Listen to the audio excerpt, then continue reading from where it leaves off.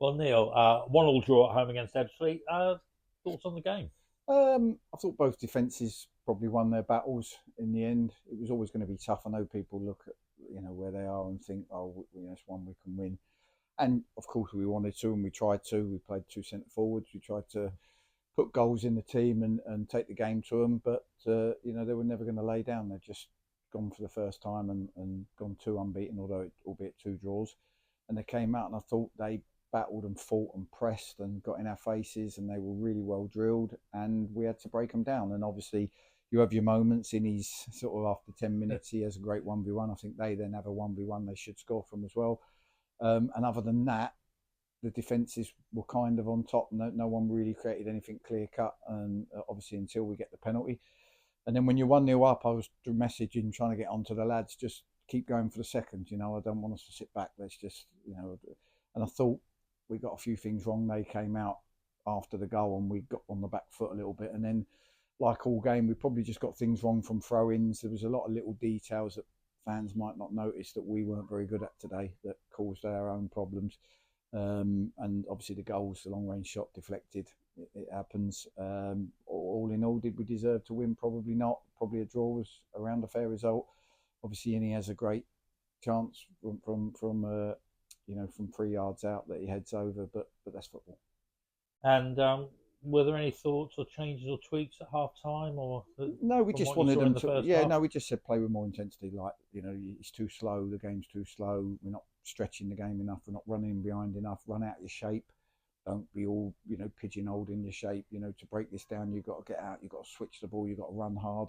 And I think that's where the goal comes from. Ben opens up, plays it wide, and then goes on a run, gets in behind, gets it, cuts inside, gets brought down. So that comes from running out your shape a little bit, and that was the message. And keep saying to the players as we do, don't be scared to lose. There's a little bit of anxiety and moments where we misplace a pass, as you can imagine on that pitch. It's not perfect. We're not going to, everything's not going to flow beautifully.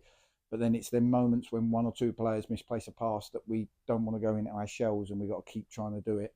And I thought we had a couple of moments where we stepped off that a little bit. But you have to give credit to the opposition. They came with a game plan. They executed it well, and the draw's probably a fair result in the end. And I mean, you've mentioned it, but I think when we went 1-0 up, that's really when Ebbsfleet had their best spell of the Yeah. game and got back into the game. Is that a matter of, is that psychological, or is it just, Well, of course it is. Yeah, you're 1-0 up. You don't want to concede, but you don't want to concede at 0-0. So it yeah? doesn't matter. But no, my message was keep going for the second. But then they put a ball in. They got us pinned in. They got a throw in. No one wants to get pinned in. It just kind of materialises. And then we had a spell then where we have to be calm when we win the ball, find the right pass. I always say if we don't get our first four passes in, we can't start to play the way we want. So we had that spell where we didn't do that, and obviously it's resulted in a goal. And when you go 1-0 up, I think if you can see that first 5-10 minutes through, you've got a much better chance, obviously, of going and winning, because the more desperate they get, the more Mm. likely you are to find your moment. So, and I probably didn't hold on to it long enough. Um, and the big news yesterday was Cian Harris going to Mm, Forest Green, and also today, I suppose Jacob starting his first mm. senior match. Can you give us a bit of a background and any thoughts on both of those, really? Yeah, well, Cian, listen, we did match prep yesterday. Cian was in the starting lineup, so that was yesterday morning, and then sort of 2 o'clock, whatever time it was, I get a call to say that Forest Green are interested. Then Steve Cottrell rings me. He does things right. He rang me to say, look, I don't want to leave you hamstrung, but we're going to put an offer in, and it's something we're looking to do quick. I said, okay, fine, you do that with the powers that be, and like you say, then obviously the powers that be, the owner, Jody, they'll make a decision that's right on the club, but they do discuss it with me and say, okay, how do you feel about this?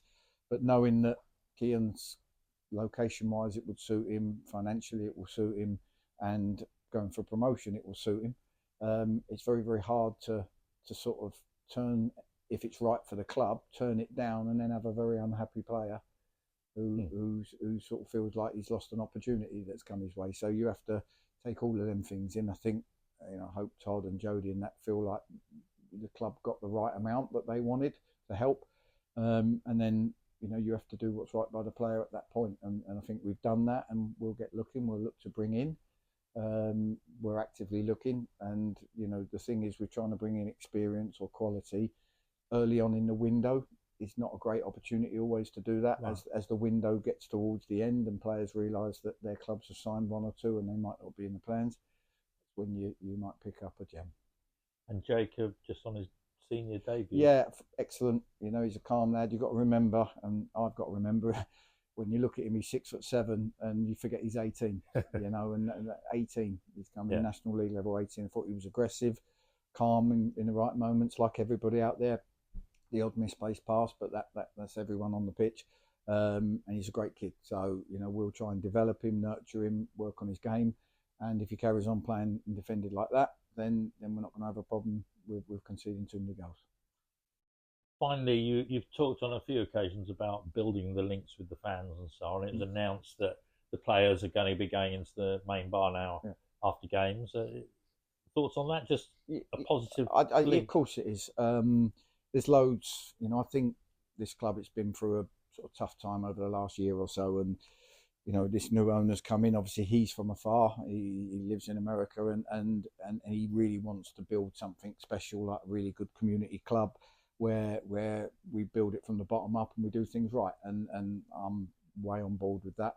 The fans are the heartbeat of every club. So anything we can start to do now that enhances that. I do think if a fan meets a player and talks to a player and realises what a good guy he is, he's probably less likely to boo him on the pitch if he doesn't do something very well. So it's building that relationship where everyone feels part of it, and that has to start with the performances on the pitch. I feel like the boys are giving everything, which is what fans want. Are they running for a brick wall for us? Yes. Okay, well, that's a great start. Let's go from there. So the boys will go in.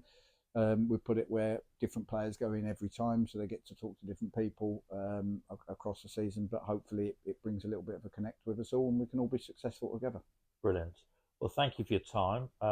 Long trip up to Hartlepool next week, and then quite a few away games on the spin. Yeah, we've got 4 now. We've got a month for that before we come back home, so it's going to be it's a really tough schedule for us. But we look forward to every game now.